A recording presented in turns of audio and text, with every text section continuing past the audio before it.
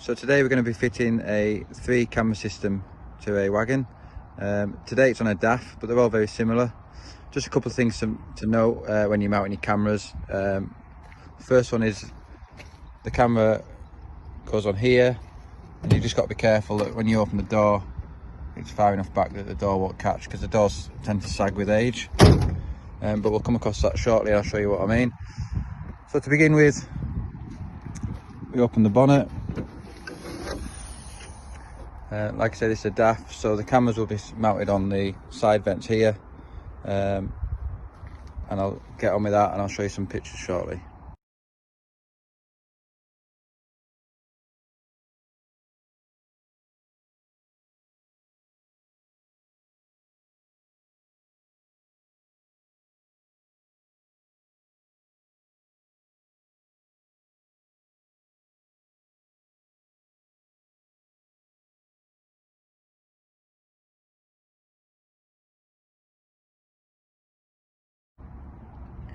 So here we're going to mount the cameras. You get the camera out of the box and you disassemble it and you end up with a bracket like this. So they mount on these ones on the side vents, like I said earlier. You want it far enough back so the doors don't sag into the camera, and obviously make sure the back's clear. So you line it up with a tape measure, preferably, and get it somewhere near so you can get them exact. So I'll do that now and I'll show you some pictures shortly.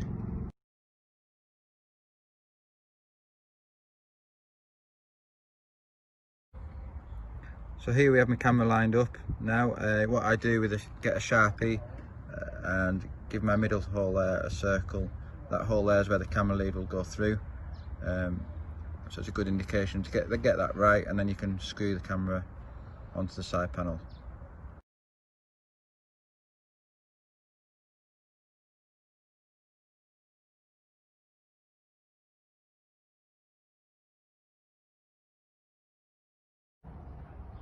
So as you can see, I've got my hole drilled there for the camera to be mounted. On these ones, you need to drill it twice, obviously, to go through the second bit. So don't go through in one go from the side. What I normally do is go through from the back. So you've got this metal bracket here. So you want to be, there's the fins, as you can see. So what I normally do is drill it about here, and then the cable can just run through there. So I'll do that now and then show you some pictures.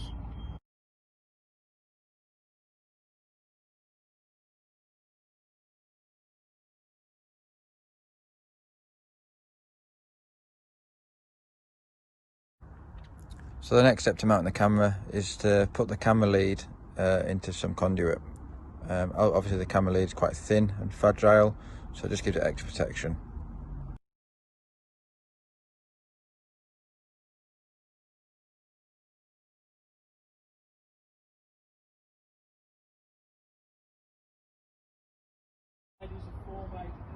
So the other thing to mention is I've just made a rookie error. There's a little rubber jelly that goes on the back of the camera, so I just have to take it back off, put the jelly on. So don't forget that when you're doing it.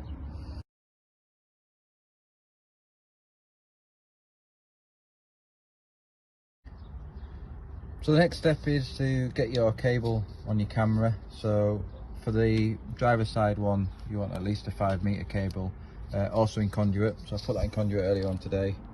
So I've attached that now. As you can see, it's there, and I'm just going to route that along here, along this wiring loom here, right across into the fuse box, and then we'll go through the fuse box, through one of these holes here, into the back of the fuse box. So I'll do that now and I'll send you some pictures. The other thing to note is the connection here from the camera to your lead. It does have a rubber seal in, so it is watertight, but it's good practice to use self-amalgamating tape just to give it that extra seal.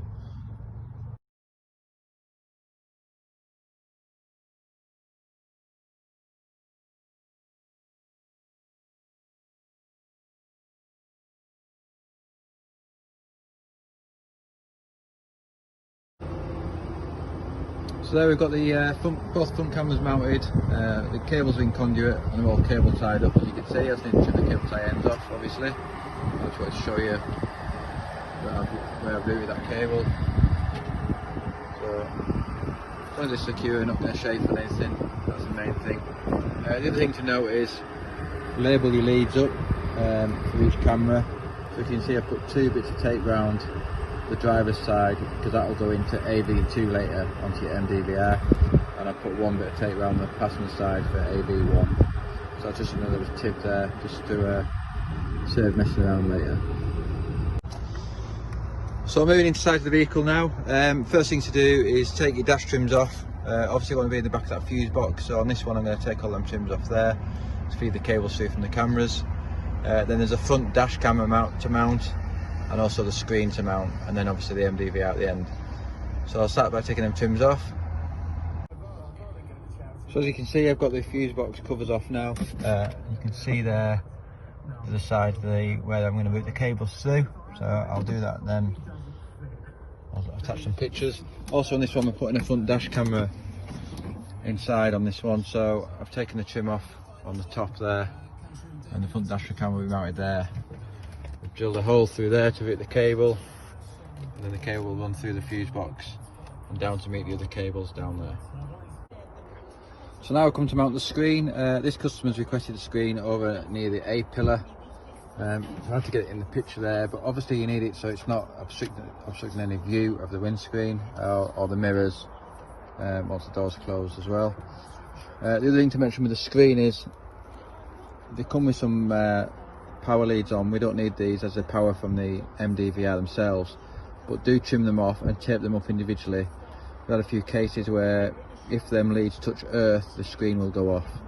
So just a little tip there to cut the wires you don't use off and tape them up. Don't leave them too short though in case needed in the future, but just as long as you tape them up. Another thing to mention when you're mounting the screens, the cables are quite thin, the pins. So there is a right and a wrong way, as you can see there. There's just a little cut out at the top, so you got to make sure you get that in right, otherwise you can bend the pins. Set it up, put a bit of tape around the joint to stop it pulling off. What I also do is feed the wire back like that and tape it up as well, so if anyone pulls on that wire it won't come out. I'll show you that shortly in the picture. So as you can see there, I taped the joint up on the screen or the monitor, doubled it back on itself and taped it together to stop it getting pulled out. So we need to get a power lead for the MDVR. So they come with a power lead like this, 2 blacks, red and a yellow. So you join your blacks together, they're just the earths, yellow is ignition live and red's your live. So mount that onto some 3-core cable, solder the joints and tape it, and piggy it back like I did with the monitor lead to stop it getting pulled, which I'll show you now.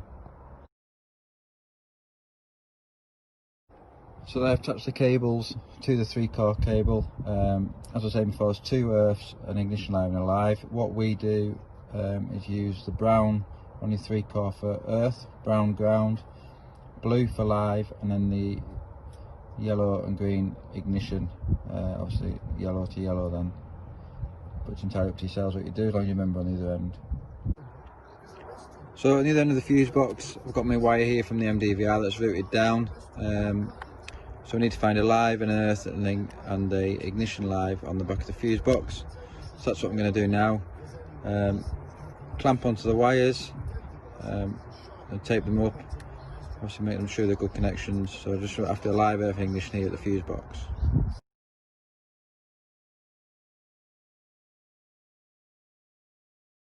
So that's all my cables routed for my front cameras come through the fuse box there. My dash camera comes down behind the fuse box there, and my screen cable runs down the side there, and my power lead, as you can see, they run up there. So there's my cables coming in. Ignore that one will be tied up shortly, and it comes down here, taking the side step trim off, and we'll run under the side step trim down there to the back of the vehicle, back of the passenger seat where we'll mount the MDVR. Then you get your MDVR loom for your cameras. As I was saying before, to label them up, As you can see, they've all got labels on. So AV out for your screen, AV2 for your driver's side camera, AV3 for your dash camera or your center camera, AV1 for your passenger side camera, and AV4 isn't used. So we'll just connect them together now and then attach that to your MDVR. So I've mounted my MDVR, just need to tidy my cables up at the bottom. On this one, it's got an inverter mounted to the back of the seat where we normally mount it, so I've had to mount it a bit higher, as you can see there. But that's how they mount, just somewhere around that area. And then just make sure your cables are nice and neat and hidden away. Another thing to mention, in your MDVR box, you get this little loom here. We don't need that for these cameras kits we're fitting today. You get a GPS antenna, obviously install that. There's a little red bung there, you just take that bung off and it screws onto there, make sure it's nice and tight. And you got your keys and your screws for the MDVR. So to set each camera, as you can see at the minute, that's on its side. It's defaulted to the AV1, which is the passenger side. But if you want to go onto the AV2 or AV3, if you just click with your left button on your mouse, and then you can click each camera individually. So just spin your camera around and then tighten your Allen keys up on your camera once they're horizontal, and then that's the job done.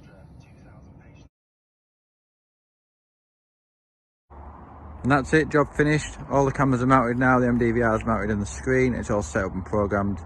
Just to give you a walk around of the vehicle now.